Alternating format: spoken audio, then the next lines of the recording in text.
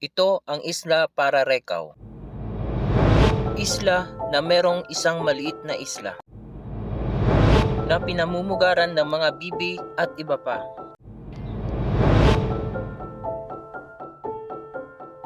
Na paboritong puntahan ng mga tao dito sa Auckland para mag-jogging, namamasyal kasama ang pamilya, maging magkasintahan. Sa ganda ng lugar ay talagang mapapa-inlove ka. May enjoy mo rin dito ang pagbebisikleta.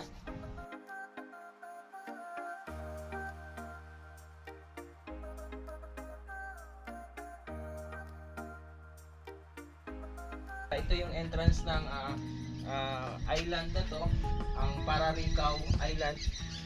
Ito naman yung daan ng mga tao papunta doon sa loob. At sa kabilang side naman, ito yung daan na kung nakasasakyan ka sa kabilang side naman, papasok doon. Tara, explore natin yung loob. Simula entrance, naglakad na ako para ma-explore natin yung lugar at kasama na rin yung exercise ko. Bago tayo makarating sa Isla Pararecao, ay dadaan muna tayo sa isang isla din na magubat. Pagkatapos, maglalakad na naman uli para marating natin yung isla na pupuntahan natin.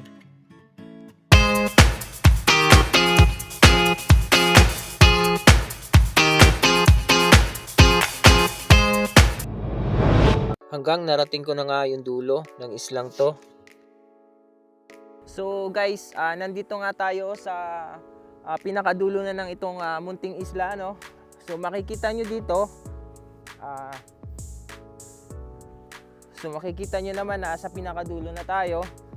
So ayan, makikita nyo dito ay merong mga patay na mga kahoy at talagang pinapangalagaan nila. At napakaganda ng tanawin dito. So meron dong bibi, ano. Kung mapapansin niyo naman dito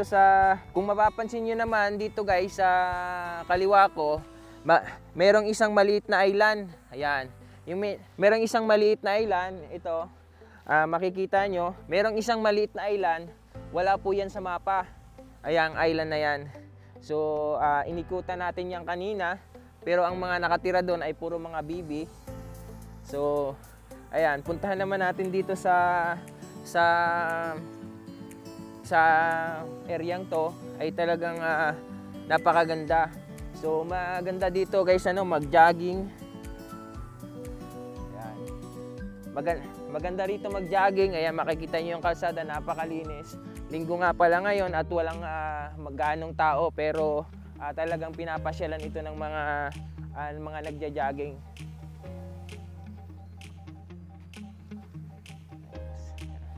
Ayan. So, pwede nga ako mag-jogging.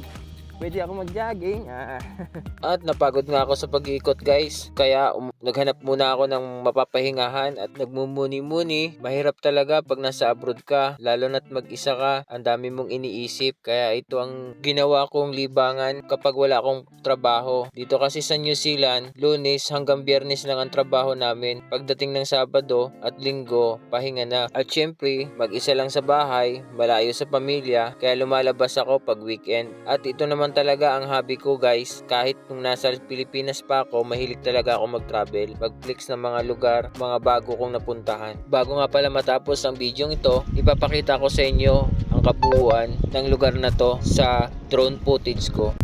Sana ang buhay ay walang dulo o hangganan.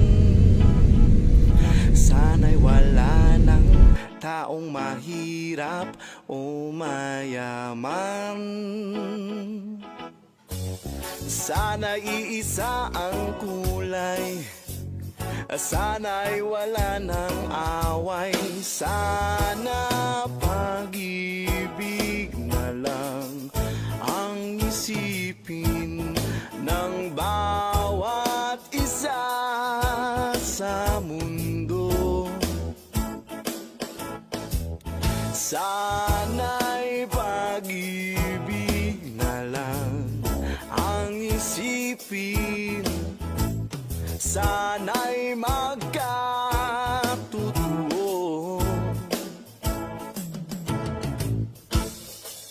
Sana'y lagi laging magbigayan, at sana'y laging magmahalan. Sana ang di nagugutom uuhaw, sana'y hindi na gumagabi o umaaraw, at sana iisa ang kulay, at sana'y wala. At dito ko na nga pala tatapusin yung aking vlog na to. Kung umabot ka sa video ito, ay sigurado akong mahilig ka rin sa travel vlog. Kung mahilig ka sa travel vlog, isubscribe mo na yung aking YouTube channel, FB account, TikTok at Instagram. Salamat!